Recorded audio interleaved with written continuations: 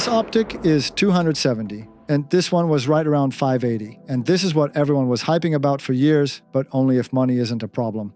Then this is the only optic you should buy, right?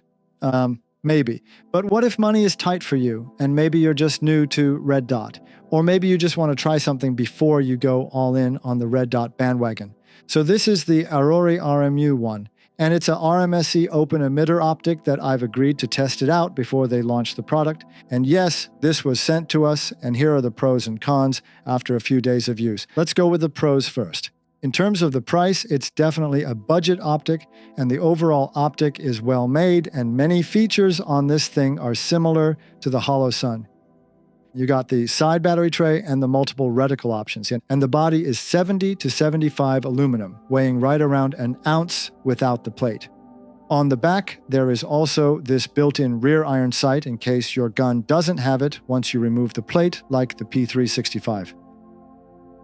And if this is your first time buying an optic, the side battery loading tray eliminates the need to remove the optic for battery swap. Well, that's assuming if the battery stays on long enough that you don't have to touch it for 3 to 4 years. That way you don't lose the zero from previous range days. And which it did cost you bullets to get the optic zeroed, and so remounting the optic, generally speaking, won't lose the zero completely. But it will be just a bit off, especially if the mounting platform is poorly machined. But more on that later. The next thing is the reticle options. This optic has the 2 MOA single dot, the 32 MOA circle, and the combined reticle. The circle reticle is pretty helpful to quickly acquire the sight picture passively, and you can pretty much see through it to see the target. And over the years, I've learned to love it for pistol and shotgun use. Even though it's not going to be pinpoint accurate compared to a single dot, the circle is also less prone to emitter splash, but they will still appear like half-moon looking if you have astigmatism. Take a look at this. This is the single dot with the brightness cranked up all the way, and you immediately see the streaks. It's not a big deal if it's bright outside, but in low light, you have to dial it down. And this doesn't have auto brightness, which is fair for the price of this optic. So with the emitter glare spiking everywhere on the glass, any dot smaller would be pretty much buried, and that's where you get the astigmatism problem that people often talk about.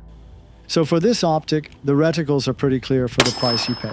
But if your vision is anything but 20/20, then it's just going to be another blurry dot. Just like this $600 optic, it can still look blurry to someone with bad vision. That's because your eyeballs aren't perfectly round, and the light refracts a little. And the circle is where the streak isn't as obscuring until it's really cranked up, especially in places with low light. For the sole purpose of aiming and acquire the sight picture with both eyes open, this is much better for any close-up pistol shots. Now let's talk a little bit about the turrets. The responsiveness of the turrets is something you need to care about, because poor detent gives you a bad zero, and it also gives you lack of confidence in the system that holds zero. With this one, the elevation and windage adjustments are pretty good. Like you can hear and feel each click, and each click is about 1 MOA. And to zero the optic, you can simply follow this formula, which I will leave it in the description below. Once you calculate the number of clicks, you just dial them. And that's why a positive turret matters. So it doesn't turn into this thing where one click felt like a third of a click or 2 clicks because it's too mushy. To dial them, you need this flathead tool. And here are some shooting footage.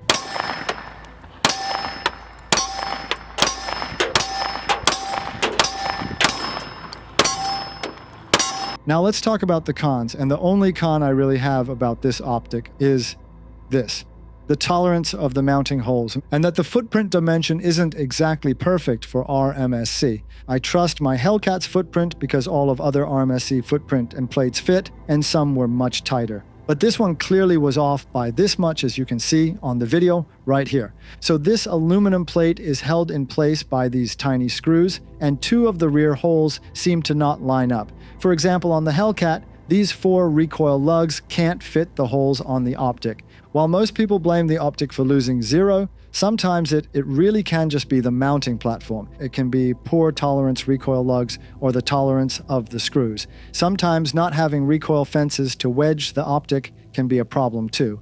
But this one seems to have a footprint dimension problem just by like a hair off, and if they can fix that before they mass produce it, then it will be much better in my opinion.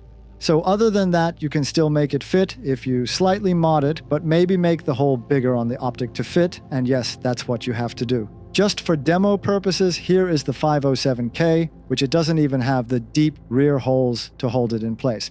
If look at the EPS with that K footprint, these two tiny pins add another level of security to keep the optic laterally straight so it doesn't tilt.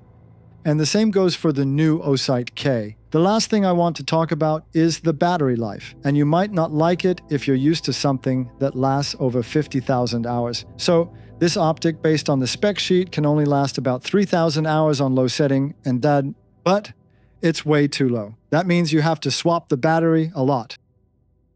So if you'd like to try this out, please check out the link in the description. And if you want to see other reviews, watch this one next.